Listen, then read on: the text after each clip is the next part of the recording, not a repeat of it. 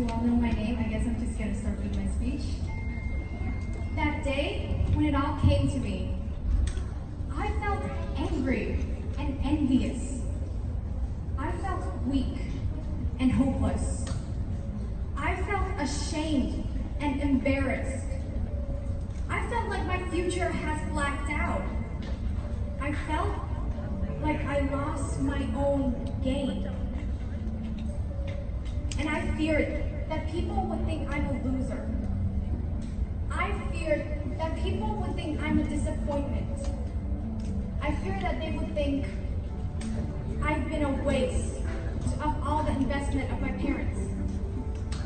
I feared that they would think I'm fake, and only now I'm showing my true colors. I feared most that they would think I'm a failure to my parents. But let's rewind back before all those negativity happened. I used to be that girl that wowed people with everything I say. I made my friends want to become my friends and be close to me.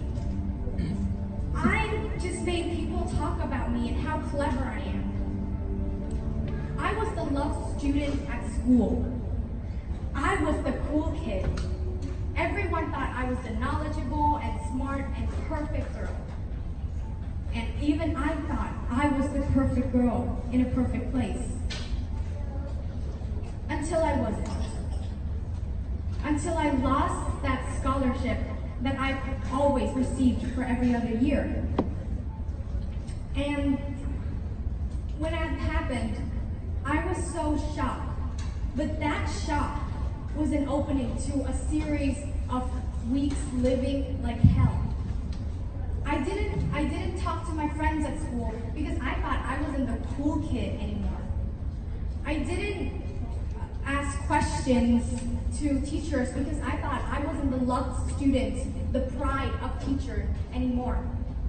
I didn't raise my hand and talk about my opinions because I was scared that I wouldn't be the knowledgeable girl anymore.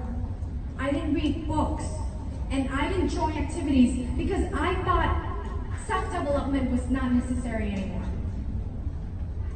So I decided to talk to my mom about canceling all my plans, from debating to doing charity. And obviously, she said no. She disagreed. She told me to move on. She said, losing one scholarship is not the end of the world. And that's when I snapped. I totally snapped. And I shouted back, yes, Mom. Yes, it is. Can't you see? It's over for me. I ran quickly to my room and I slammed the door with all my strength. I shut myself out completely. For one long week, I just sit on the floor, crying and blaming myself. Fortunately for us, when we hit our rock bottom and be at our worst, there's only one way left to go. Can you guys think about it? One direction, and that is up. I didn't have a medication to cure myself from depression or sadness. I didn't have any medication to make me feel better. But what I do have is a very, very powerful medicine that can help me look back, calm down, and rethink what happened. And that is time. Time had helped me cool down my hot head. Time led me to rethink. Time had helped me to stop, pause everything I've been doing, and just realize what's been going on. Time pulled me out of that negative feeling I was feeling. Time had pulled me up from that hole of despair and sadness. And when life became brighter for me, I realized something. What happened to me was that I failed. And all those negative feelings rushed to me because I hate failure. But I think not just me, But a lot of kids out there hate failures. We grow up thinking that it's something negative. We hate failures because our parents told us not to fail, because we're scared that our parents will be sad and disappointed. We hate failures because our teachers told us not to get bad grades.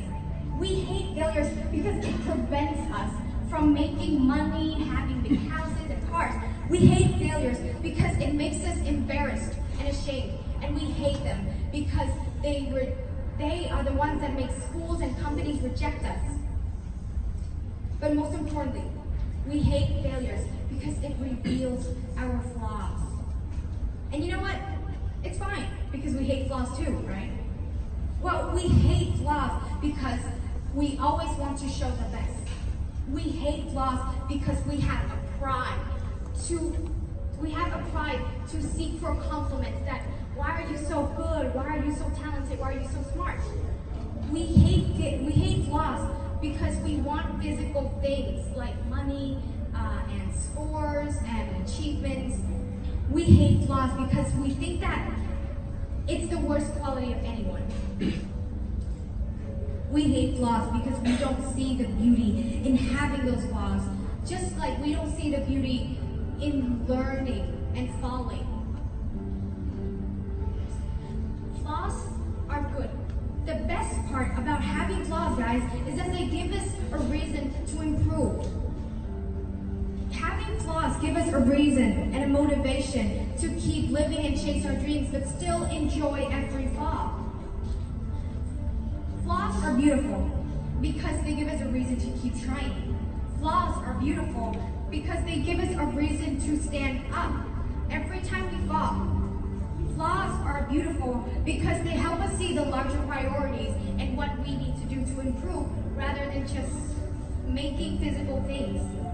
Flaws are beautiful because they help us understand who we are and that we still need help. Flaws are beautiful, most beautiful, because it leads to failure.